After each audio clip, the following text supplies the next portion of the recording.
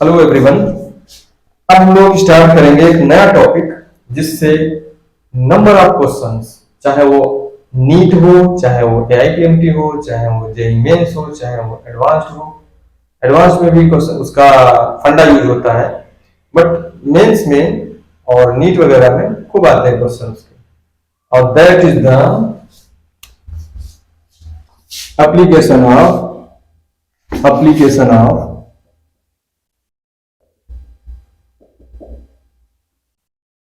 Non uniform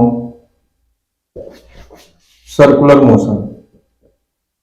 ये non uniform circular motion का ही एक एप्लीकेशन है या एग्जांपल है, ये हम कह सकते हैं। और वो क्या है? Vertical circular motion. Vertical circular motion. अब इसका कॉन्सेप्ट बहुत ही तरीके से यूज किया जाएगा। कौन सा? सर्कुलर मोशन है बट अब वर्टिकल सर्किल है। और ये वर्टिकल सर्कुलर मोशन जब होता है तो वो नॉन यूनिफॉर्म हो जाता है ड्यू टू ग्रेविटी। अभी बताते हैं उसको हम। तो ये नॉन यूनिफॉर्म सर्कुलर मोशन का ही एग्जांपल है vertical circular motion. Vertical circular motion का कॉन्सेप्ट बहुत ही बारीकी से समझिएगा और इसका छोटा छोटा एक एक पॉइंट यूज होता है और लंबे लंबे क्वेश्चन लिखे रहेंगे, एक झटके में 2 लाइनों में आंसर उसका आ जाता है। लेकिन इसके सारे कॉन्सेप्ट जो भी रहेंगे वो ध्यान से दिमाग में रखने पड़ेंगे। जो भी 4-5 पॉइंट होंगे वो आपको याद रखना पड़ेगा। तो वर्टिकल सर्कुलर मोशन सबसे पहली बात है क्या है? ये नॉन यूनिफॉर्म सर्कुलर मोशन है, क्योंकि टेंजेंशियल डायरेक्शन में भी एक फोर्स काम करने लगता है ड्यू टू ग्रेविटी, इसलिए वो उसकी वेलोसिटी को डिक्रीज कराता जाता है जब भी वो अपवर्ड डायरेक्शन में मोशन हो रहा होता है वर्टिकल में, और जब वो डाउनवर्ड डायरेक्शन में हो रहा होता है। अभी चीजें सारी समझ में आएंगी जब हम फिगर बना के एक्सप्लेन करेंगे। तो क्या याद रखना है? इसके जो भी कॉन्सेप्ट हम सीखेंगे, एक एक चीज कि कैसे हम उसको यूज करेंगे। आप एक बात याद रखिए, मैथमेटिक्स, हम मैथमेटिकल इक्वेशंस तो बना लेते हैं, मैथमेटिक एक इक्वेशन हमारे पास है, लेकिन उस मैथमेटिक्स की इक्वेशन को हम कैसे यूज करें फिजिक्स में, ये बहुत ही कम लोगों को आता है, बहुत ही प्रॉब्लम करता है, उसको एनालाइज नहीं कर पाते। कहने का मीनिंग ये कह रहा हूं, मैथमेटिक्स हमें सॉल्यूशन देती है। हमने कोई सिचुएशन एनालाइज की फिजिकली और उससे रिलेटेड एक लॉज वगैरह लगा के इक्वेशन बना ली। अब ये इक्वेशन फिजिकली रिलायबल है कि नहीं? कहने का मतलब ये है कि कोई भी हमारे पास इक्वेशन है किसी भी टाइप की, वो फिजिकली रिलायबल है कि नहीं है, ये हमें फिजिक्स के तरीकों से सोचना पड़ता है, फिजिक्स का कॉन्सेप्ट लगाना पड़ता है। इसलिए बोलते हैं वो फिजिकली कभी रिलायबल होती है, कभी रिलायबल नहीं होती। मैथमेटिक्स हमें सॉल्यूशंस देती है। एक क्वाड्रेटिक इक्वेशन हमने सॉल्व की, उसके कुछ रूट्स आ गए, अब वो फिजिकली रिलायबल है कि नहीं है वो हमें सोचना है, अपनी फिजिकल सिचुएशन, अपने न्यूमेरिकल, अपने उस दिए हुए सिनेरियो के अकॉर्डिंग सोचना पड़ता है। तो हमेशा इक्वेशन के सारे जो सॉल्यूशंस होते हैं वो फिजिकली रिलायबल नहीं होते हैं। हम फिजिकल सिचुएशन के अकॉर्डिंग इक्वेशंस बनाते हैं, फिर हम उसमें जो आंसर्स निकलते हैं वो कौन से आंसर हमारे एक्सेप्टेबल हैं, कौन नहीं है, ये हमें सोचना पड़ता है फिजिकल सिचुएशन के अकॉर्डिंग। तो ये चीजें हमें याद रखनी है, वही चीजें कुछ यहाँ पर यूज होंगी, वही चीजें कुछ कॉन्सेप्ट इसमें याद रखना है, जिसमें हमें टेंशन यूज करना है, नॉर्मल रिएक्शंस यूज करनी है, टाइप ऑफ क्वेश्चंस बनेंगे वर्टिकल मोशन में। ठीक है, कई जगह होता है। अच्छा, तो वही मैंने बोला कि मैथमेटिक्स हमें इक्वेशंस, सॉल्यूशंस, मैथमेटिक्स हमें सारी चीजें प्रोवाइड करेगी, लेकिन कौन इक्वेशन फिजिकली रिलायबल है, कौन सॉल्यूशन है फिजिकली रिलायबल, कौन नहीं है, ये हमें अपनी सिचुएशन के अकॉर्डिंग देखना होगा। ये चीजें अगर आ गई तो फिजिक्स में कोई भी टॉपिक टफ नहीं होता है, क्योंकि साइंस में अप्रोक्सीमेशन, साइंस में एज्यूम्पशंस, साइंस में फिजिकल रियलाइजेबिलिटी, ये 3 चीजें अगर किसी को आ गई तो सब कुछ आ गया, फिर कुछ बचा ही नहीं। ये होता है साइंस का मेन, फिजिक्स का तरीका। तो वर्टिकल सर्कुलर मोशन में हम लोग ऐसे ही थोड़ा सा हम जानते हैं, जैसे वर्टिकल सर्किल है, इसमें कोई बॉडी मान लेते हैं, ये सेंटर है इसका और एक ये स्ट्रिंग है, इससे हमने किसी बॉडी को हैंग कर दिया और यहां से हमने कोई स्पीड दी और इस स्पीड को मान लिया v नॉट, इस तरीके से प्रोजेक्ट किया और ये स्ट्रिंग बंधी हुई है, इसमें कुछ टेंशन होगा और ये बॉडी इस तरीके से सर्कुलर पाथ पे रोटेट करने लगेगी।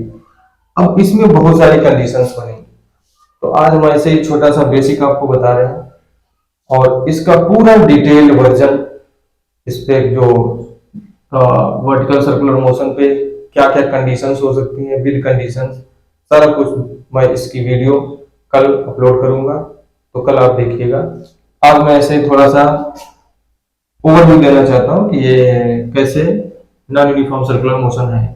तो इस बॉडी को हमने जब प्रोजेक्ट इस तरीके से स्पीड दे दी और फिर ये ऐसे आगे जाएगी किसी कंडीशन में, यहाँ पर आ जाएगी और इसका अपना वेट mg नीचे की तरफ काम करेगा। मान लेते हैं स्ट्रिंग थीटा एंगल से रोटेट कर गई और ये एंगल अगर थीटा है तो ये भी थीटा होगा, तो mg के दो कंपोनेंट हो जाएंगे, mg cos थीटा और एक टेंजेंशियल कंपोनेंट ये हो जाएगा mg sin थीटा। ये mg के दो कंपोनेंट हो गए। अब देखिए आप, ये mg sin थीटा जो टेंजेंशियल कंपोनेंट है, यही टेंजेंशियल एक्सीलरेशन इसको प्रोवाइड करेगा। एक्सीलरेशन क्या, डेसिलरेशन प्रोवाइड करेगा, क्योंकि बॉडी इस तरफ से इस तरफ को ऐसे जा रही है। यहाँ पर वेलोसिटी मान लेते हैं at an angle theta v theta, initial velocity क्या दी थी हमने, v नॉट। तो एट एंगल थीटा पर क्या है, इसमें v थीटा वेलोसिटी है और यहाँ पर जो टेंशन है स्ट्रिंग में वो t थीटा है, क्योंकि सारी चीजें वेरी कर रही होंगी। इसकी स्पीड वेरी करती रहेगी, वेलोसिटी का मैग्नीट्यूड, क्यों, क्योंकि पीछे mg sin थीटा इसको खींच रहा है, तो इसकी स्पीड को डिक्रीज करा रहा है। तो टेंजेंशियल एक्सीलरेशन भी है और चूंकि सर्कुलर पाथ पे चल रहा है तो सेंटर की तरफ लगने वाला नेट फोर्स क्या हो जाएगा, t theta minus mg cos theta. ये इसको क्या प्रोवाइड करेगा, ये इसको प्रोवाइड करेगा सेंट्रीपिटल फोर्स, और वो होता है m v theta square by जो भी इसकी रेडियस है r, तो m v square by r। तो इस इंस्टेंट पे net force toward the centre कितना है, t theta minus mg cos theta, this is equals to m v theta square by r। तो एक इक्वेशन हमारी सर्कुलर मोशन की ये आ जाया करेगी, तो इस पे विशेष ध्यान रखना है, इसी को मैं यूज करूंगा बहुत ज्यादातर, ठीक है। तो ये कंपोनेंट थे mg के और ये टेंशन इधर काम कर रहा है, इसकी वजह से हमारे पास ये नेट फोर्स आ गया जो हमें क्या प्रोवाइड करेगा, सेंट्रीपिटल फोर्स। और टेंजेंशियल डायरेक्शन में mg sin थीटा चूंकि ये एक फोर्स काम कर रहा है, तो टेंजेंशियल डायरेक्शन में जो एक्सीलरेशन होगा वो हम कह सकते हैं, या एक्सीलरेशन नहीं डिसेलरेशन होगा इसको हम क्योंकि वेलोसिटी इधर है और फोर्स इधर लग रहा है तो वेलोसिटी को डिक्रीज कराएगा, इसलिए डिसेलरेशन बोला जाएगा। तो इसका मैग्नीट्यूड अगर हम केवल लिखें तो क्या हो जाएगा, mg sin theta upon m, f by m ये फोर्स है, अपॉन मास एक्सीलरेशन आ जाएगा। तो g sin थीटा जो एक्सीलरेशन है वो टेंजेंशियल है, और जो रेडियल एक्सीलरेशन हम जानते हैं किधर होता है, सेंटर की तरफ, वो रेडियल एक्सीलरेशन होगा कितना, m into V square by R, M V square by नहीं V square by R. Radial acceleration का फॉर्मूला था वी स्क्वायर बाई आर, तो इस इंस्टेंट पे रेडियल एक्सीलरेशन कितना होगा, V theta square by R, ठीक है। ये फोर्स है, फोर्स को हम m से डिवाइड कर दें तो एक्सीलरेशन आ जाएगा, इस तरफ रेडियल एक्सीलरेशन इस तरफ टेंजेंशियल एक्सीलरेशन, तो नेट एक्सीलरेशन कहीं इसके बीच में जाएगा, इन दोनों का रिजल्ट है under root ar square plus at square, वो सब सारी चीजें देख चुके हैं। तो मुझे ये समझाना था कि स्पीड चूंकि डिक्रीज कर रही है तो ये कैसा है, नॉन यूनिफॉर्म सर्कुलर मोशन है, यूनिफॉर्म स्पीड से नहीं ये चल रहा है, ठीक है। एक बात ये समझ में आई, और दूसरा ये इक्वेशन समझ में आई कि ऐसी इक्वेशन हुआ करेगी और एक और इक्वेशन हुआ करेगी, वो हम सारी चीजें डिराइव करेंगे और फिर पर्टिकुलर कंडीशन के अकॉर्डिंग सारी चीजें बताएंगे। चलो वो भी इक्वेशन देख लेते हैं। अगर यहां से बॉडी यहां गई है तो अगर हम एनर्जी कंजर्वेशन ना लगाएं, मैकेनिकल एनर्जी कंजर्वेशन, क्योंकि अंडर द ग्रेविटी ये ऐसे मूव कर रही है और gravitational is a gravitational force is a conservative force. जब भी बॉडी कंजर्वेटिव फोर्स के अंडर में मोशन करती है तो मैकेनिकल एनर्जी कंजर्व रहती है, और कोई यहाँ फोर्स नॉन कंजर्वेटिव फोर्स काम नहीं कर रहा है। टेंशन काम कर रहा है, वेट mg काम कर रहा है, दो ही फोर्स बॉडी पे काम कर रहे हैं। तो इसका मतलब है हम इसमें वर्क एनर्जी थ्योरम अगर लगाएं, और वर्क एनर्जी थ्योरम होती क्या है, net work done is equal to change in kinetic energy. Net work done कितना है, work done by gravity plus work done by tension is equal